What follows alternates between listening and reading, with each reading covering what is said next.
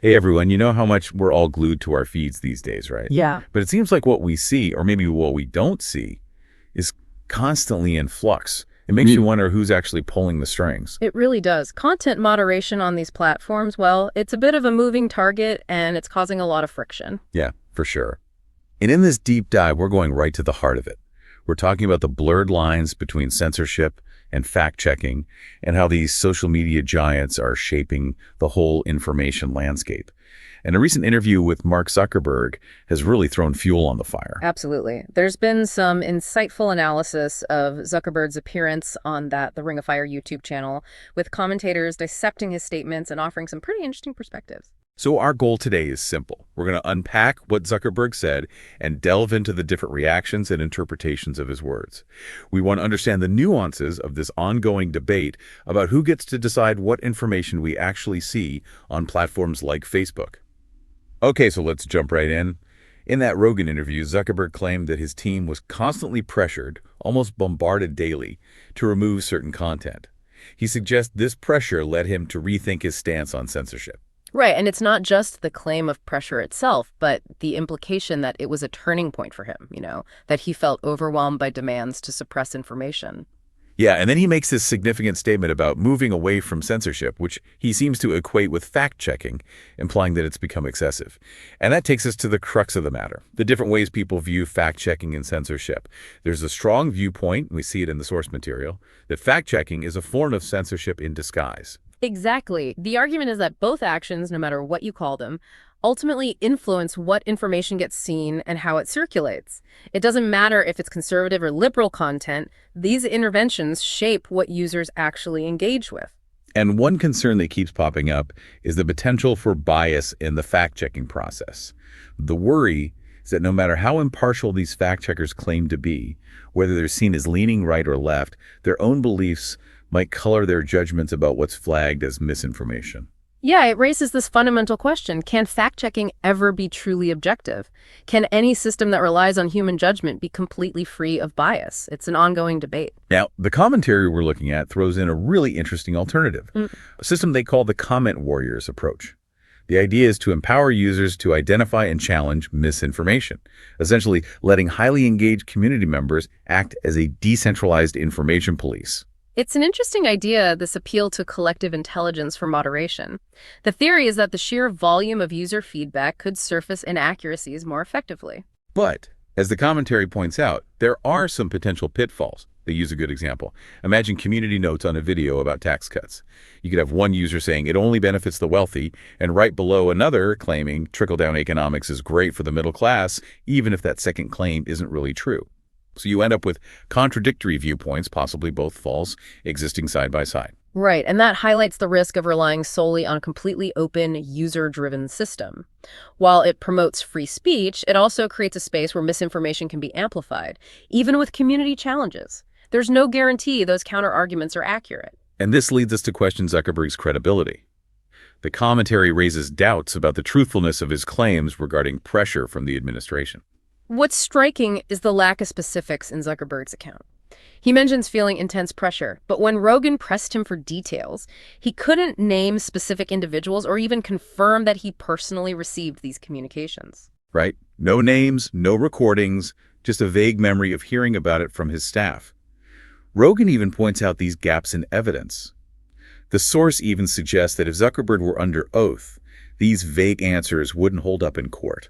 It makes his story seem a little shaky, If these were truly significant instances of government overreach, you'd expect a more detailed and specific recollection. And it gets even more complicated. The commentary points out that Zuckerberg didn't mention instances where the Trump administration requested the removal of COVID-19 misinformation back in 2020, which, as our source points out, actually did happen. Yeah, that omission is interesting. If he's painting this picture of resisting government censorship, then these instances where requests were made and apparently followed become important counterexamples that are missing from his story. It seems like he might be presenting a selective version of events. So if we're questioning his claims, the next step is to consider his motives.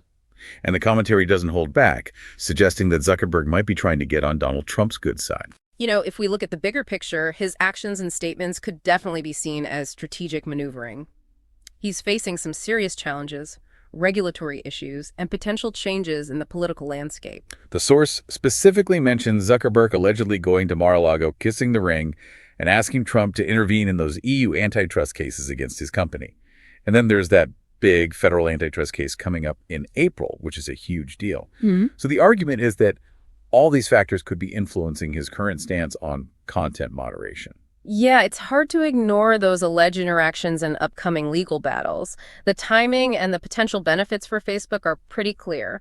It makes you think, is this really just about free speech, or is it about self-preservation? It suggests aligning with certain political figures could help him navigate some tricky legal and regulatory hurdles. That connection between what he says and his potential self-interest is a key takeaway. And the commentary even mentions Zuckerberg's donations, specifically $1 million possibly going towards an inauguration. Yeah. Whether that number is accurate or not, it adds to the idea that he's playing the political game. Right. Even if we don't know the exact amount, the perception that he's trying to cozy up to powerful politicians definitely influences how people see his public statements. Okay, let's shift gears a bit and talk about Section 230. Our source brings this up as a crucial point in the whole discussion.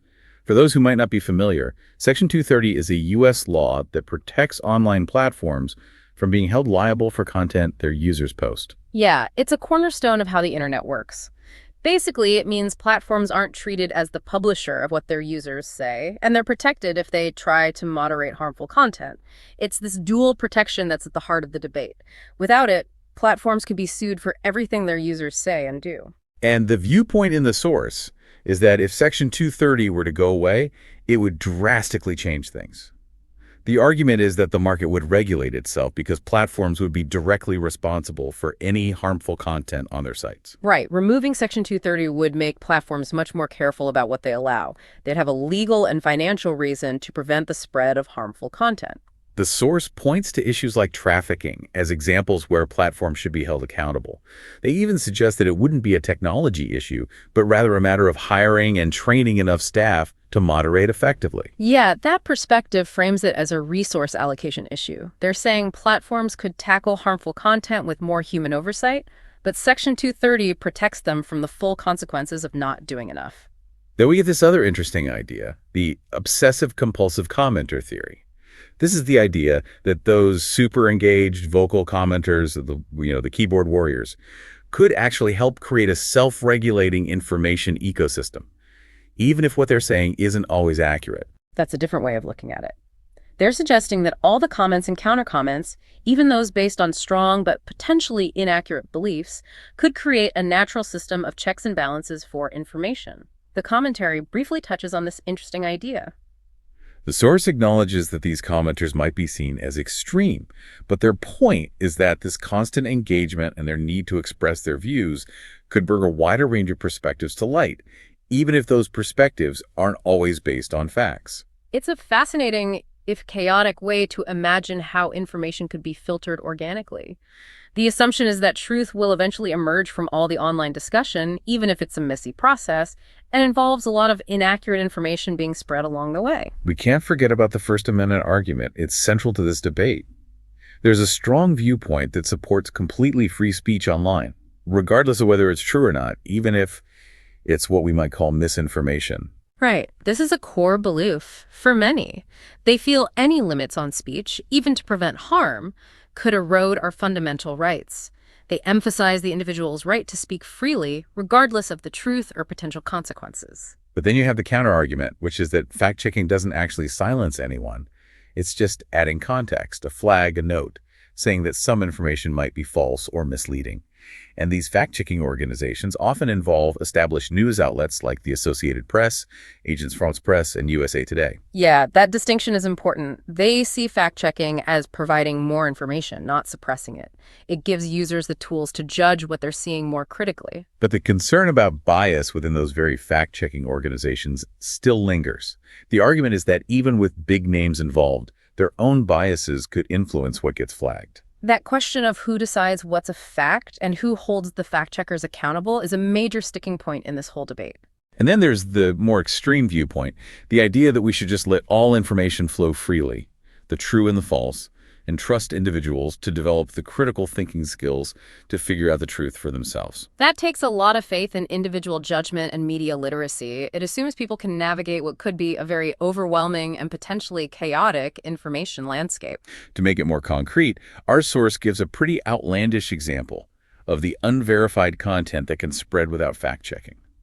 They mention a meme that went around claiming Mark Zuckerberg was the first person to get a rat penis transplant. Wow. Okay, that's a pretty wild example. A vivid and absurd illustration of how unfounded claims can take off online when there aren't enough checks and balances. It really shows how chaotic and unreliable the online information ecosystem can become. A rat penis transplant. That's the kind of crazy stuff that can spread unchecked. So to wrap up this deep dive, it's clear we're dealing with some pretty big and complicated issues. We're trying to balance free speech with the need to stop harmful misinformation. We looked at the role and potential bias of fact-checking, and we explored the motives that might be behind the decisions of people like Mark Zuckerberg. Yeah, and it's important to remember that our source material presents multiple sides of these complex issues. There are no easy answers, and people have very different views on the best and most ethical way forward. Considering these different viewpoints, what do you think is the most effective and ethical way to handle the challenges of online information? With all these changes in content moderation, what responsibility do you think users have to be discerning about the information they consume? These are questions to keep thinking about even after this deep dive is over.